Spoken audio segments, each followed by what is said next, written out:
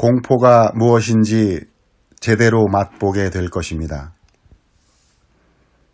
다크나이트 본 레거시 제작팀이 만든 나이트 크롤러라는 영화가 있습니다. 이 영화는 가짜를 진짜처럼 보이게 만드는 언론의 이야기를 담은 작품입니다.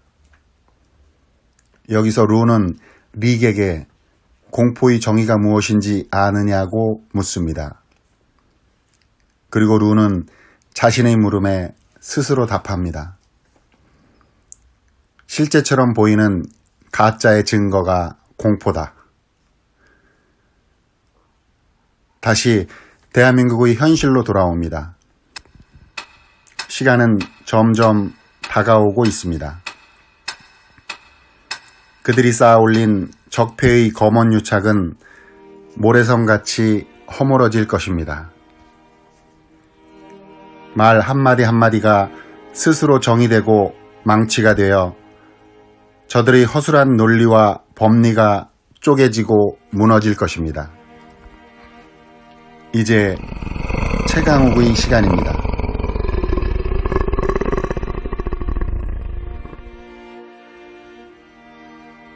사람마다 성향이 달라 누구는 어떠한 충격적 상황에 처하면 소위 패닉 상태에 빠지기도 하고 누구는 공황장애, 누구는 안으로만 숨으려 하는 두문불출 등 대다수의 사람들은 힘없이 작아지는 스스로를 보게 됩니다. 그것이 거대한 국가 권력을 이용해 벌어지는 특정 집단에 의한 것이라면 더더욱 보통의 사람들은 감히 맞설 의욕도 용기조차도 없이 무기력하게 당할 수밖에 없을 것입니다. 그러나 이 사람은 다릅니다. 어떠한 권력이라도 불법과 그 권력을 남용하여 특히 정치적 중립을 지켜야 할 국민의 녹을 먹고 사는 공무원이 정치 편향 의도를 가지고 조직을 이용해 선량한 국민과 사람들에게 해를 끼친다면 절대 묵과하고 넘어가지 않을 사람입니다. 제대로 매운맛, 뜨거운 맛을 보여줄 것이며 저들이 이용해온 법을 제대로 하나씩 올바르게 진정한 법리 해석을 통해 처벌받게 할 것입니다. 최강욱 열린민주당 대표는 지난 6월 5일 오후 광주 서구 김대중 컨벤션 센터에서 열린 사회 대개혁 지식 네트워크 토크쇼에서 다음과 같이 발언하였습니다. 검찰개혁은 교수님들께서 더 잘 알고 계시고 시민분들께서 피부로 다 느끼셨을 만큼 이제 절대로 미룰 수 없는 과제가 돼 있고요. 또 개혁을 할 수밖에 없는 여러 상황들을 검찰이 스스로 지금 지속적으로 만들어가고 있습니다. 잘 아시는 바처럼 선거 기간 동안에 획책했던 그 채널A와의 언론 유착 사태 이런 것들이 검찰개혁을 하지 않고 방치했을 때 검찰 정치가 그냥 이대로 흘러갈 때 어떤 끔찍한 결과를 우리 사회에 가져올 수 있는가를 많이 아시게 됐고 그 다음에 선거 결과로 용기를 얻게 된 사람들이 지금 진실을 말하는 일이 여기저기서 벌어지고 있습니다. 대표적으로 한명숙 총리 사건과 관련해서 위증을 강요받고 교육받았다고 했던 재소자분들의 양심선언이 이어지는 상황이고 또 그것과 관련한 검찰의 향후 반응 또 대응 이런 것들을 국민들께서 주시하고 있는 상황이기 때문에 검찰개혁의 흐름은 거스를 수 없는 대세라고 생각하고 국회는 가장 첫 번째 과제로 공수처를 법에 정한 대로 7월 안에 출범시키는 것 여기에 먼저 매진을 해야 될 것 같고요. 그 다음에 수사권 조정과 관련해서 처리해야 할 여러 부수 법안들 빨리 처리할 수 있도록 집중하겠습니다. 저희가 개혁의 장애물이 있어서 목표점까지 가는데 장애가 되는 점이 있다면 저희가 앞장서서 깨뜨리는 쇄등선 역할을 하겠다고 말씀을 드렸고 또 등대의 역할을 통해서 시민분들께서 부어주신 연료를 통해서 빛을 밝히고 그 빛이 또 저희가 가리키는 방향이 옳다고 생각하신다면 많은 분들이 동참해 주실 거라고 기대하고 좀 믿고 있습니다. 비록 저희가 3석밖에 안 되는 의석을 갖고 있지만 더불어민주당과 뭐 분리돼서 전혀 다른 방향을 지향하고 있는 정당이라고 생각하고 있지 않고요. 네. 더불어민주당이 오히려 큰 함선을 이끌고 기동하는 데 있어서 좀 불편한 구석이 있다면 저희가 앞장서서 그걸 깨뜨리겠다는 생각을 하고 있습니다. 그게 많이 화제가 돼서 저도 조금 놀란 면은 있었는데, 정당의 대표자가 선출이 되면 대통령께서 전화하시는 거는 뭐 의례적인 프로토콜이라고 알고 있고요. 단지 말씀 중에 이제 저희가 참 감사했던 부분은, 저희가 선거 기간 동안에 당원들과 함께 동고동락하는 모습을 계속 지켜보셨고 그 모습이 참 보기 좋았다. 당원들께도 안부를 전해달라는 말씀에 그간에 말하자면 개혁을 주창하고 저희가 선도하겠다고 자임했던 저희 당에 대한 기대도 상당히 크시구나, 이런 책임감을 많이 느꼈습니다. 악의적인 허위보도에 대해서는 징벌적 손해배상을 해야 한다고 말씀을 드렸습니다. 악의적인 허위보도라는 요건이 굉장히 중요합니다. 언론사는 지금까지 본인들이 취재의 한계 같은 거를 얘기하면서 또 어떤 단서를 가지고 취재해서 일부 오류가 있었지만 나중에 진실이 밝혀진 사실을 거론하면서 그런 제도가 있어서는 안 된다라고 정치권을 상대로 계속 로비를 해왔고, 과거에 제출된 법안들이 그래서 좌초된 걸로 알고 있습니다. 그렇지만 악의적 허위 보도가 어떤 폐해를 낳는지 그간 조국 전 장관 사건을 비롯해서 여러 사태를 통해서 이제는 시민들께서 체감하셨을 거라고 보고, 그 요건을 채우는 사실관계가 무엇인가에 대해서 그렇게 큰 어려움은 없을 것 같습니다.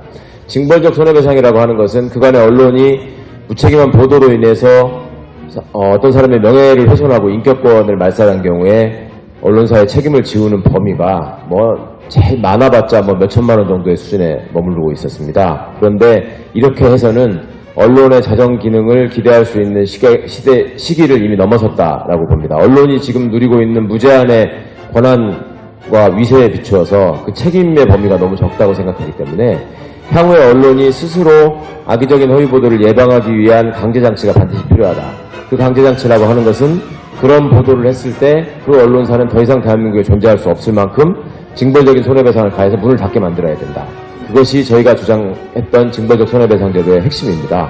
또 하나 오보방지법에 대해서 말씀을 드리겠습니다. 오보가 있게 되면 언론중재위원회나 소송 절차를 지리하게 거치고 나서 이제는 그 사안에 대해서 거의 잊혀져 갈 즈음에 잘 보이지 않는 귀퉁이에, 또 사람들이 잘 보지 못하는 시간에 잠깐 짧게 조그맣게 정정보도를 내고 마는 경우가 대부분이었습니다. 이렇게 해서는 언론이 오보를 두려워하지 않습니다. 정정보도에 대해서 부끄러워하지도 않습니다. 정정보도를 해야 되는 상황이 있다는 것은 언론이 기본적인 사명을 저버렸다는 얘기인데 그거에 대해서 절대 부끄러워하지 않습니다. 그래서 앞으로 오보를 낸 경우에는 악의적 허위보도에 해당하지 않더라도, 그러니까 징벌적 손해배상에 해당하지 않더라도 지금 조국 장관 사건에서 보신 것처럼 백만 건이 넘는 보도를 통해 가지고 한 사람의 인격을 파괴하고 가정을 말살하는 수준에 이르렀다면 그 정정보도도 100만 건을 해라. 그리고 그 규모만큼 해라. 그 시간만큼 해라. 그 크기만큼 해라. 그 위치를 그대로 정해라. 이것을 저희가 입법화하고자 말씀을 드렸던 것입니다. 봉화마을에 가면 너럭바위에 우리 노무현 대통령께서 남긴 말씀이 새겨져 있습니다. 민주주의 최후의 보루는 깨어있는 시민의 조직된 힘입니다. 그 깨어있는 시민의 조직된 힘이 촛불을 들었고 그 촛불이 문재인 정부를 탄생시켰고 문재인 정부가 사법부의 구성원들을 조금 더 나은 사람으로 바꾸었고 이제 다시 깨어있는 시민들이 입법부의 압도적인 민주개혁 진영의 의석을 선사했습니다. 오늘 아침에 개원식이 있고 미통당의 원내대표가 의사진행 발언을 하면서 자기들 나름대로의 불법성을 지적한답시고 얘기를 한 뒤에 퇴장을 했는데, 오늘 의석의 자리 배치는 국회 관례라고 하는 무슨 초선들을 앞줄에 앉히고 중진 의원들을 뒷줄에 앉히고 이런 상황이 아니라 지역별로 이렇게 쭉 배분을 해서 앉혔었습니다. 이분들이 빠져나가도 별로 빠져나간 것처럼 보이지가 않습니다. 오늘 국회 열린 사진 보셨을지 모르겠습니다. 제가 그걸 보면서 느꼈습니다. 이게 국민들의 마음이고 이게 국민들의 뜻이다. 그리고 그런 장면들이 이어졌지만 국민들께서 그들의 행동에 대해서 누구도 지금 호응하지 않으신다고 알고 있습니다. 그렇지만 이 사람들은 멈추지 않을 것입니다. 협치라는 그럴듯한 이름으로 포장을 해서 계속 협잡을 하자고 나올 것 같습니다. 그러면서 협치를 주장하는 사람들이 지금 1호 법안으로 내세우고 있는 법안들을 보시면 공수처를 폐지해야 된다, 종부세를 폐지해야 된다, 그간의 개혁 작업들을 다 무위로 돌리려는 시도들을 협치라는 이름을 통해서 우리가 발목을 잡겠다라는 식으로 포장을 하고 있습니다. 이걸 절대 용납할 수 없습니다. 개혁이 혁명보다 어렵다고 합니다. 그 이유는 지금 방금 우리 이성로 교수님께서 말씀해 주신 것처럼 시원시원하게 치고 나가려면 혁명에 준하는 수준의 대통령의 의지가 실린 강력한 공권력이 발동이 돼야 되는데 그러자니 검찰이 제대로 움직이지 않고 언론이 억지로 보도를 합니다. 사실을 왜곡하고 시민들의 뜻을 흐트러버립니다. 그러면서 우리들 머릿속에 아직도 남아있는 독재 시절의 공포를 계속 자극합니다. 정부가 저런 식으로 나가면 우리나라가 어떻게 되겠느냐 이런 얘기들을 하고 상당 부분 또 민주시민들이 그 의견에 동의를 하십니다. 이걸 깨뜨릴 수 있는 방법과 관련해서 저는 이 교수님들을 포함한 지식인들의 역할이 굉장히 중요하다고 생각합니다. 우리가 선거가 처음 시작될 때만 하더라도 이번 총선을 앞두고 과연 민주개혁 진영이 이렇게 압승을 할 수 있을 것이냐 회의하는 의견들이 많았습니다. 특히 코로나 사태가 터지고 선거에 나서는 시민들이 많지 않을 것 같다. 선거가 쟁점이 없이 밋밋하게 진행될 것 같다. 이렇게 되면은 보수 세력에 유리하다. 이런 것들이 일반적인 분석이었거든요. 그렇지만 그럼에도 불구하고 어떻게 이런 190석에 가까운 압도적인 승리를 거둘 수 있었느냐.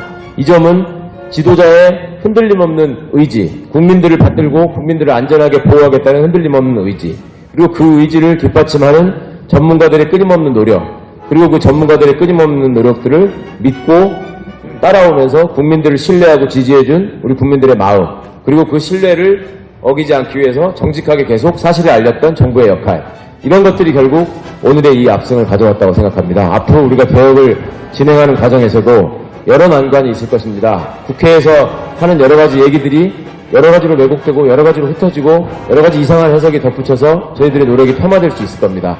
이것들을 용납하지 마시고 지식인들께서, 깨어있는 지식인들께서 시민 여러분들께 이런 문제들을 쉽게 풀어서 설명해 주시고 또 많이 알려주시고 할 때 시민 여러분들께서 그것을 고깝게 받아들이지 마시고 네가 감히 누구를 가리키려 들어? 요즘 인터넷에 유행하는 용어 중에 선비질이라는 말이 있습니다. 그런 말씀도 상황에 따라서 적절히 써주시기를 바라고 지식인들께서 사회를 대개혁하기 위해서 정말 이렇게 모여서 1000명이 넘는 교수님들께서 지금 선언을 하신 만큼 앞으로 이 모임이 점점 더 확대될 수밖에 없을 거라고 생각하고요. 이런 교수님들의 또 지식인들의 발언이 사회에서 정말 건전한 공기로 확산될 수 있도록 우리 시민들께서 관심을 가져주시고 그걸 신뢰하고 더욱 확산시켜서 정부가 흔들리지 않고 국민들을 믿고 나아갈 수 있도록 뒷받침하는 역할을 꼭 해주셨으면 좋겠다. 그래서 우리 시민들은 조금 피곤하겠지만 앞으로도 해주실 일이 있다는 말씀을 감히 드리겠습니다. 그리고 지난 국회의원 선거 당시 후보자 토론회에서 말한 주요 부분에 대해서 다시 한번 들어보시길 바랍니다. 검찰 개혁에 대한 입장, 이걸 가지고 국민들에게 심판을 구하시기 바랍니다. 공수처 폐지가 지금 미래를 앞세운 당들의 공약입니다. 국민 여러분의 80% 이상이 찬성하셨던 정책이고 앞으로 출범을 앞두고 있는 조직인데 폐지하겠다고 합니다. 이게 어떻게 우리나라의 미래가 되겠습니까?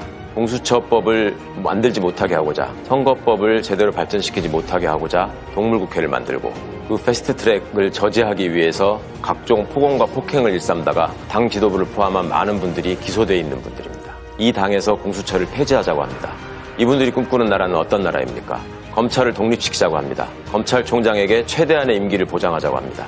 이분들이 꿈꾸는 세상은 어떤 세상입니까? 국민들은 언제까지 검찰을 보고 두려워해야 합니까? 언제까지 검찰의 수사에 칼끝이 겨눠지면 내 가정이 파괴될 수 있다고 생각해야 합니까? 형평이나 공정이 맞으면 또 모르겠습니다. 법무부 장관이 갖고 있는 막중한 유치에 비추어서 한 틈의 의혹도 있어서는 안 되고 조금의 공정성도 훼손돼서는 안 된다는 이유로 그렇게 사냥과 같은 수사를 했습니다.